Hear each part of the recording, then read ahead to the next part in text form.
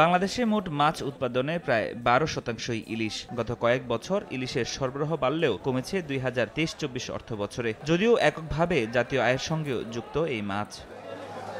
স্বাদে অনন্য এই মাছের চাহিদা বাড়ার পাশাপাশি দামও বাড়ছে। গত কয়েক বছরে এর দাম বেড়ে চলে যাচ্ছে ক্রেতাদের নাগালের বাইরে। ইলিশ মাছের জন্য আসছিলাম, কিন্তু কিনে নেয়, দাম বেশি দেখে কিনে না। বাংলাদেশি হয়েও আমাদের জাতীয় মাছ এটা এত মৌসুমে ভরা মৌসুমে এত কিনা খুবই আমাদের জন্য দুঃখজনক।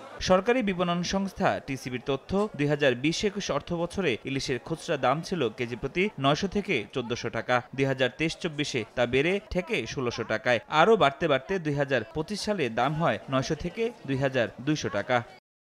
ইলিশের দাম বৃদ্ধির এই প্রবণতাকে অস্বাভাবিক বলছে Bangladesh trade and tariff commission. এর পেছনে চাহিদা ও সরবরাহের ভারসাম্যহীনতা, পরিবহন ও সংরক্ষণ ব্যয় বৃদ্ধি, মজুদ, মধ্যস্বত্বভোগীদের দৌরাত্ম্য ও রফতানি সহ 11টি কারণ উল্লেখ করে প্রতিবেদন প্রকাশ করেছে কমিশন। মূল্যবৃদ্ধি ঠেকাতে কার্যকর নীতি প্রণয়ন, সরবরাহ ব্যবস্থা আধুনিকীকরণ, পাইকারি বাজারে নজরদারি ও জেলেদের সহায়তা বাড়ানো জরুরি বলেও মনে করছে সংস্থাটি।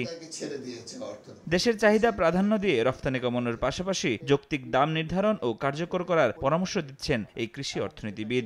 ভারতে একটা শুভেচ্ছা হিসেবে 400-500 টন ইলিশ হয়তো রপ্তানি করা সুবিবেচনা সম্মত ছিল, কিন্তু এত বেশি ইলিশ রপ্তানি করে আমাদের দেশের সাধারণ মানুষ যারা, তাদের জন্য এটা কষ্টের কারণ হয়ে দাঁড়িয়েছে। কারণ নিম্ন আয়ের মানুষ তো বটেই, এমনকি মধ্য আয়ের মানুষ তারাও একটা ইলিশ কিনে খেতে পারছে না। বর্তমানে ইলিশের আহরণ খরচ যা আছে তাতে করে 1200 টাকার বেশি প্রতি কেজি ইলিশের দাম হওয়ার কথা না। সেই ক্ষেত্রে 1 কেজি একটা ইলিশের দাম কমপক্ষে 2500 টাকা।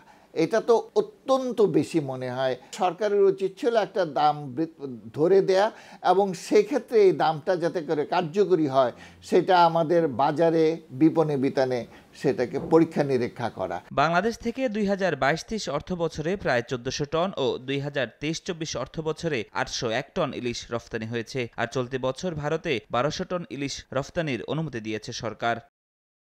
ফরহাদুর রহমান, সময় সংবাদ, ঢাকা।